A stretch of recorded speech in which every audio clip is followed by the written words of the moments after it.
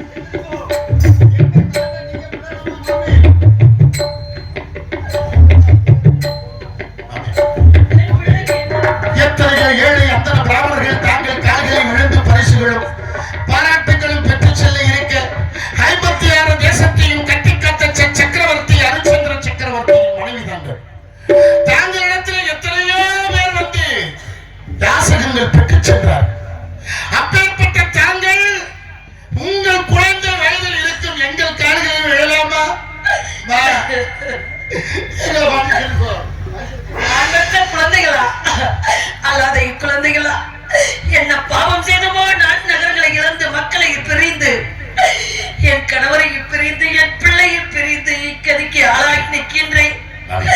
என் காலில் விழாதீர்கள் குழந்தைகளா, என் காலில் விழாதீர்கள். எங்களுக்கு இதுவரையிலும் நான் பெற்றத முகத்தை கூட நான் பார்த்ததில்லை. நீங்க அழறச்ச நம்மள காலம் நம்ம பெற்றவளும் பிடித்தாலே துடிப்பா அப்படின்னு உங்களை பார்க்கறச்ச நேற்று அந்த மாதிரி தோன்றது. நான் நடந்த விஷயத்தை அவ்வளவு அத்தனையும் நான் சொல்றேன். மாமி சொல்லி விடுங்களப்பா, நீங்க கவலைப்படாது. அதற்காக தனிந்து கொண்டு கெஞ்சி கொண்டிருக்கின்றேன். என்ன ஆயிடுச்சு அதை விட்டு சொல்லுங்க.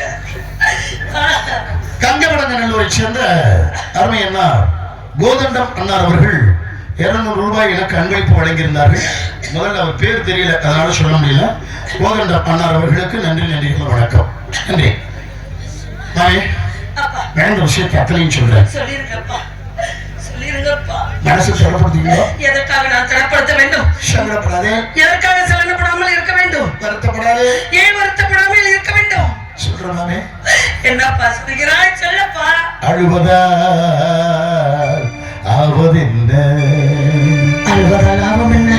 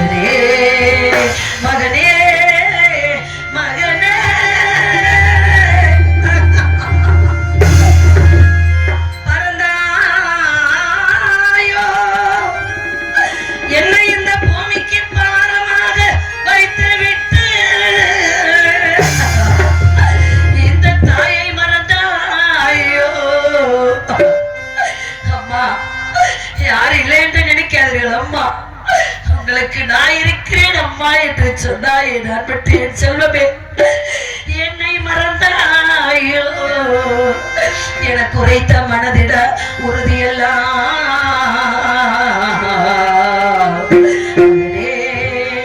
மகனே மகனே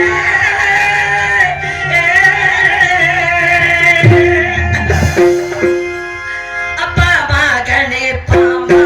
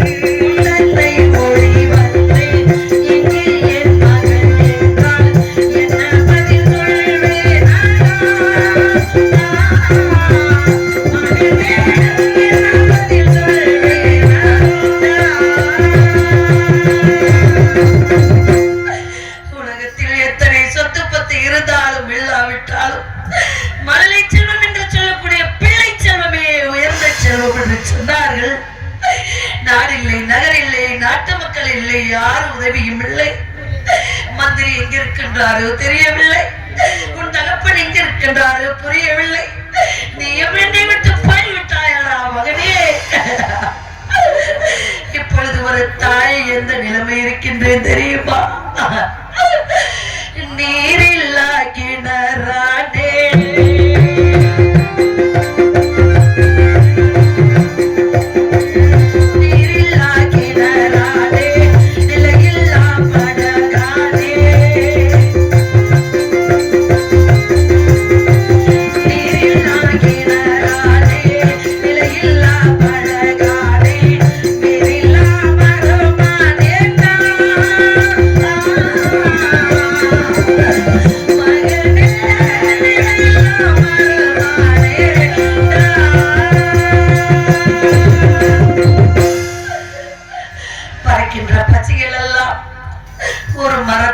கனி இருந்தால் காய் இருந்தால் அங்கே வந்து புசித்துக் கொண்டு சலசலவென்று அங்கே கூடு கட்டி வாழுமடா மகனே.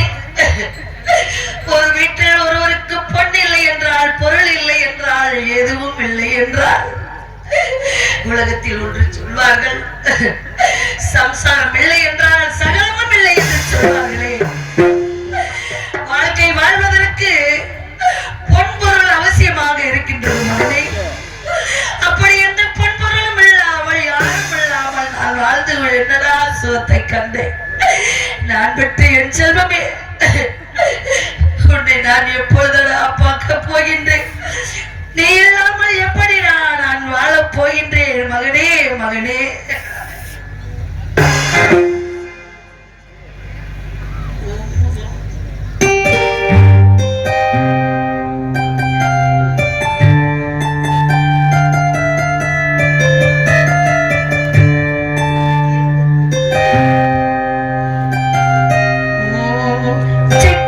சிட்டுக்கு செல்ல சிட்டுக்கு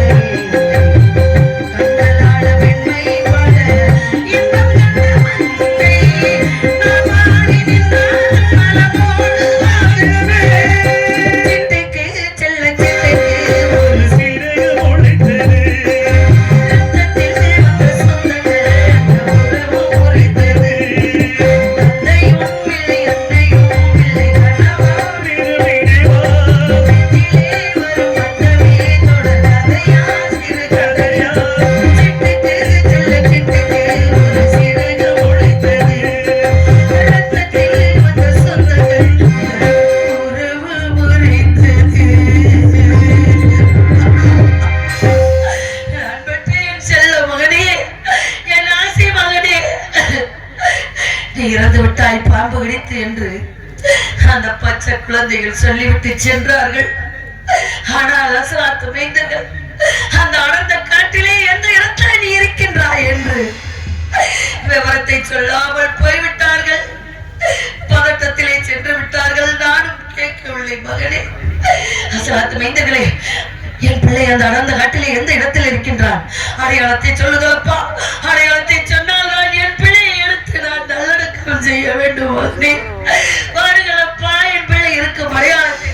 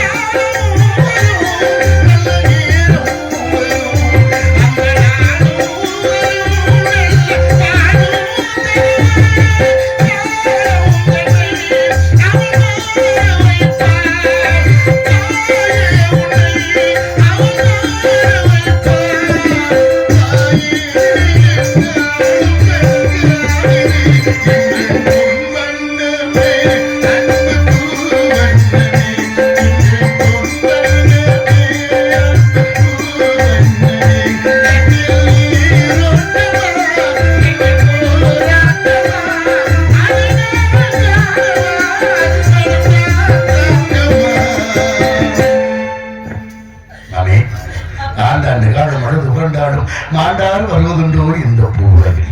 எத்தனை ஜென்மங்கள் இழுத்தாலும் இறந்து போன உங்க குழந்தை என்ன திரும்பி வரப்போறது இல்லை. மேல வளர்ந்திரத்துல ஓங்கி வளர்ந்திருக்க ஆழமரத்து அடியில உங்க மகளை படுக்க வச்சு என் பிள்ளையை படுக்க வைத்து எங்களை மன்னிச்சுக்கோ. எதற்காக மன்னிக்க வேண்டும் குழந்தை? உங்க குழந்தைய படுக்க வச்சு படுக்க வைத்து அவன் மேல இலைகளை எல்லாம் அள்ளி போட்டு அவன் மேல என் பிள்ளை மேல என்ன பண்ண? ஒரு பெரிய பாறைகள்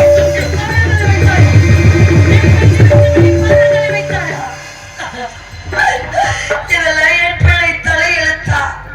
அம்மா, நான் மேல வளர்ச்சி செல்ல போறோமா? என் கூட யார் அம்மா வருகிறார் என்று என் பிள்ளை சோமவரா, சேசுவரா, கோவிந்தவரா எல்லாரும் வருகிறார்கள் அப்பா. அவர்கள் கரங்களை பிடித்துக் கொண்டு மேலமாந்திரம் சென்று தெற்பை யாவற்றையும் சேகரித்து வா மகனே என்று நான் சொல்லும்போது என் பிள்ளை சொன்னான் ஒரு வார்த்தை, அம்மா கோவிந்தா வருகிறாரா? அவர் வந்தா நிறைய கதையெல்லாம் சொல்வார் அம்மா. அந்த கதையை நான் கேட்டுக்கிட்டு பசி பொறுத்துக்கிட்டு அந்த கதையை கேட்டுக்கொண்டு பசி பொறுத்துக்கொண்டு தெற்பை யாவற்றையும் சேகரித்து வருகிறேன் தாயே என்று சொல்லி உன் பின்னாடி வந்தானே. அப்பேற்பட்ட பிஞ்சு நெஞ்சில பாறாங்கல் வைப்பதற்கு என் பிள்ளை மேல பாறாங்கலை வைத்தாயா? உனக்கு மனது இல்லையா? ஐயோ இதுவா எங்களுக்கு ஏன் இந்த சோதனை? நானே உங்க குழந்தைய என் கரத்துல புடிச்சு கொடுக்கறச்சு சொன்னேன். ஐயா ஒரே ஒரு குழந்தையா, உங்களை நம்பி இந்த குழந்தை அனுப்புறேன், குழந்தைய பத்திரமா கூட்டிட்டு வாங்க அப்படின்னு சொன்னேன். உயிரோட கூட்டிட்டு போன குழந்தைய திருப்பி உங்களால உயிரோட ஒப்படைக்க முடியல. நானே இறந்து போன குழந்தைய அப்படியே போட்டுட்டு வர்றதுக்கு நேற்று மனசு வரல. ஏன்னா இறந்து போன குழந்தைய அப்படியே போட்டு வந்தோம்னா காட்டுல தெரிகிற நாய் நெறிகளை இழுத்து சின்ன படுத்திருமே. இறந்து போன குழந்தையோட முகத்தை கூட நீங்க பார்க்க முடியாது அப்படிங்கிறதுனாலதான் மாமே எங்க நஞ்ச கல்லாக்கிட்டு கல்ல தூக்கி அப்பா, பெற்றவனை பெற்ற பிள்ளை மன கல்லி என்று சொல்வார்கள். என் பிள்ளை நெஞ்சு மேலே பாறாங்கலை வைத்து விட்டாய் என்று ஒரு நொடி பொழுது இந்த தாய் உன்னை தவறாக நினைத்து விட்டேன் அப்பா. இந்த 13 வயது நிறைந்த நீயே உனக்கு எவ்வளவு அறிவு இருந்தா என் பிள்ளை மேல பாறாங்களை வைத்து பத்திரப்படுத்தி வைத்து வந்திருப்பா.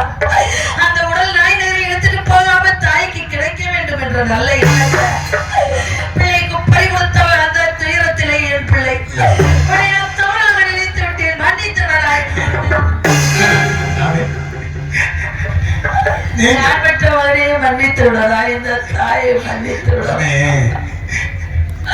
என் தாயின்னு ஒருத்தர் இருந்திருந்தா என்ன அவளும் இப்படித்தானே திட்டுவா, அவளும் இப்படித்தானே பேசுவா. அந்த பேச்செல்லாம் நான் கேட்டதில்லை பாபி. நீங்க பேச வச்ச என்ன பெற்றவளையே பேசுற மாதிரி இருக்கிறது. அதனால ஒண்ணுல மாமி இறக்கும் தருவாயில் ஏதேனும் ஆறுதல் வார்த்தை சொன்னானா? இந்த தாய்க்கு ஏதேனும் வார்த்தை சொல்லிவிட்டு சொன்னாலே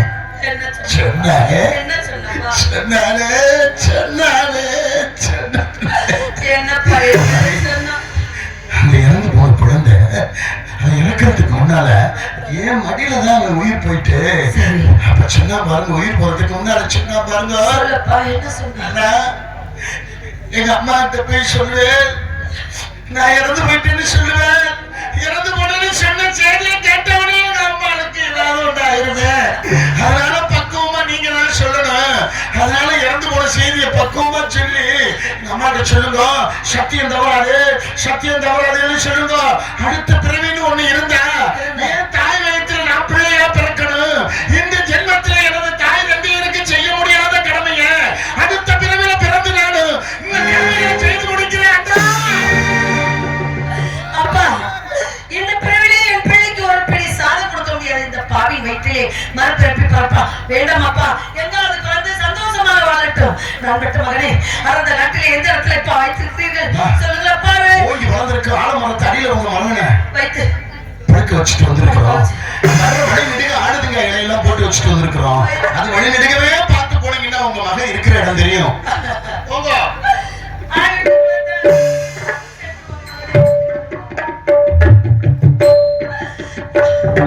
சுவாமி, மேலவனத்தில் சென்ற பாலகன் லோகிதாசனம் மகன் 68 இறந்து விட்டார்களா? அசலத்து மைந்தர்கள் சொன்னார்கள். இந்த செய்தி உங்களிடம் சொல்ல வேண்டும் என்று தவிக்கின்றேன் என்கிறீர்கள் சுவாமி. உங்களிடம் இந்த செய்தியை சொல்ல வேண்டும் என்று தவிக்கிறேன். விரைவாக வர வேண்டும் சுவாமி, விரைவாக.